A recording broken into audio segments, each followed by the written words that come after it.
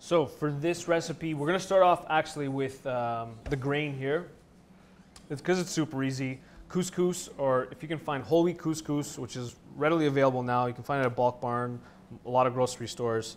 It is probably the fastest, one of the fastest grains, if not the fastest grain to cook. It's the worst when you get home from work or school and you're hungry and you want to get dinner on the table and you think, you know, I'd like to make a nice healthy carbohydrate like some brown rice, but it takes a good 45 minutes for that to cook, right?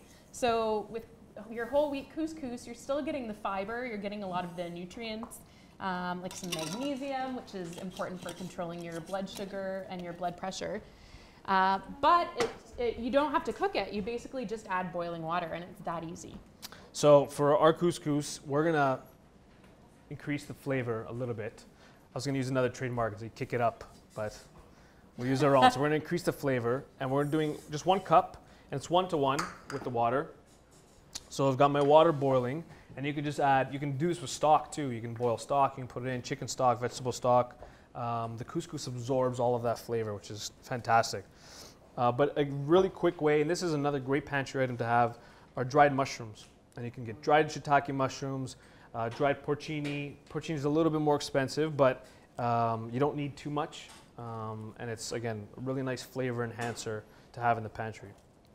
So I'm going to take a few pieces, dried pieces, put it into my glass measuring cup here. And we're going to cover it. So we put 1 cup of the couscous. So we're going to do 1 cup of the boiling water. And we're going to let that sit for just a minute, because we still want the heat from that to reconstitute or rehydrate the couscous. But just a minute, and you'll start to see it darken a little bit. So you're almost creating a mushroom stock. This is the fastest way to create a flavorful broth. Lots of flavor, and you can add any sort of herbs to that as well.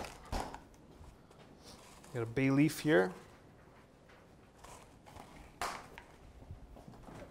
That's another great tip. Rather than having to buy all of your fresh herbs every time you're making something, you can always freeze them.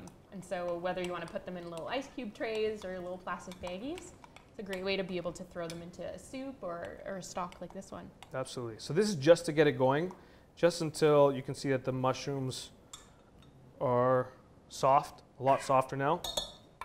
And we'll pour this in the couscous. And in here, it'll still continue to flavor the water.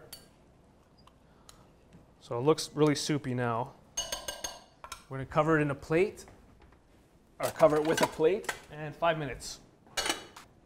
So this is what I talk about when I say you can freeze any of your fruits or vegetables on a flat pan, parchment paper, just like this. In about 30 minutes, just until they're frozen solid. And you can see this way, like I overlap them a little bit, but still they're pretty loose. I can take them apart. And then from here, I'll transfer it into a Ziploc bag, and then you can store it. Otherwise, you're gonna have a massive block of zucchini, and yeah. And think how much money you're saving too. If you buy, you know, those bags of frozen veggies, you're probably looking at $3 for, you know, 4 cups or so. And this here would probably cost you $1 for twice as much. Yeah, absolutely. And I mean, especially when you can get things in the peak season. You know, if you're if you're growing your own vegetables, a great way to keep on, or to hold on to them. Absolutely. So this is going to go into our roasting tray. I'll try to get it all in. Yeah. And we're going to flavor this up a little bit. So we're going to add some rosemary on here. Whatever herbs you want. So the point here is that obviously you could use your fresh vegetables, Yes. not frozen, but this is a great technique. You know, as we're starting to get into fall, take all those vegetables that are in your garden, go to your farmers markets and chop them up and freeze them in the way that Jeremy showed you. And you're gonna have lots of nutritious food that's ready to go and add to a recipe like this one. We're gonna add some chickpeas to this. And you know, beans is another one. You know, buy them dried. You can cook them and they freeze really, really well. So they can go in there. But another good one to have on hand is, if you have canned beans, just rinse them, drain them really, really well. But another fast item. So if I had, these canned, my vegetables are frozen, the prep time is cut down to like 2 minutes, where if I had to chop these all up, okay, it might take a little bit longer, 15, 20 minutes. And these two, so these are just more for flavor. I have some grainy mustard, which it just works well with all these vegetables, but I mean, this is completely optional. And some tomato paste. If I would add fresh tomatoes to this, which I can do, but there's a lot of water in it. So as I'm roasting it, it's gonna get pretty soggy, pretty soupy. So if you were to add fresh tomatoes, you can add them right at the end. But again, tomato paste is just concentrated, and it's cheap. You can find it for like $1.50 at most grocery stores. You keep it in the fridge, and it adds a big umami. We say umami a lot, a very nice savory component to the dish.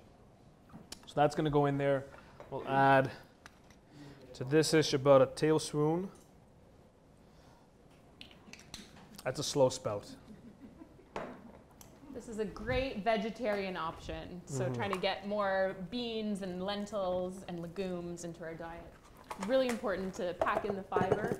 And also by eating meat less often, you're gonna be getting less saturated fat. And so there's been studies looking at the amount of, especially red meat that people get in their diets and cancer risk. And it seems that including more plant-based foods in your diet is an important thing you can do to lower your risk. That's it. Season it, a little salt and pepper, mix it up. And then what I like to do is, again, because I don't want to add the lemon juice quite yet, but what you can do is take half a lemon and just jam it right in the middle like that. This will take about 40-45 minutes to roast, 375, and that lemon is going to concentrate, and it's going to get really nice and sticky and almost sweet and tart, and that is a great way to finish it right at the end with that lemon. So that's going to go in, beautiful colors, into the oven. If you didn't think lemon could be a sweetener, Jeremy proved us wrong today. Yes. So there we go. And we'll take one out we did earlier.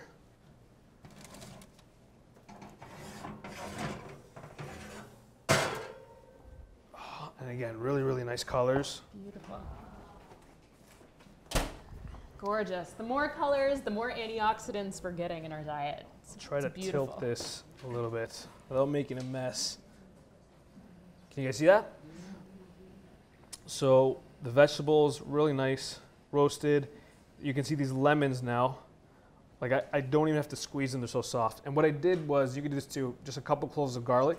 You just stud it right inside the lemon, and that kind of roasts as well.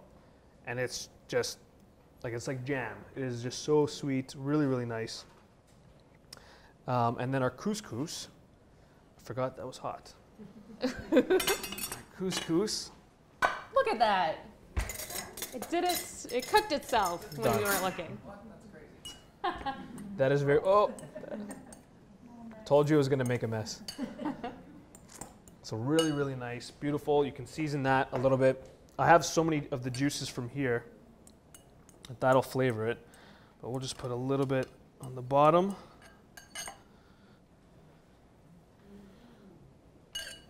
And again, the juices from here are gonna get absorbed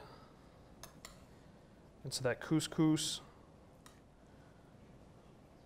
Beautiful flavor, beautiful color. And this is great for lunch the next day, as you can imagine. Oh yes, absolutely. Even if you wanted to freeze this into individual portions, if you didn't finish it, that would be a great, easy meal for reheating. And that's it. But it's so fast on its own. And that's it. You can maybe cut a piece of that lemon. Again, put it on top. That's it. Really, really simple. Really nice and fresh. Beautiful colors and flavors.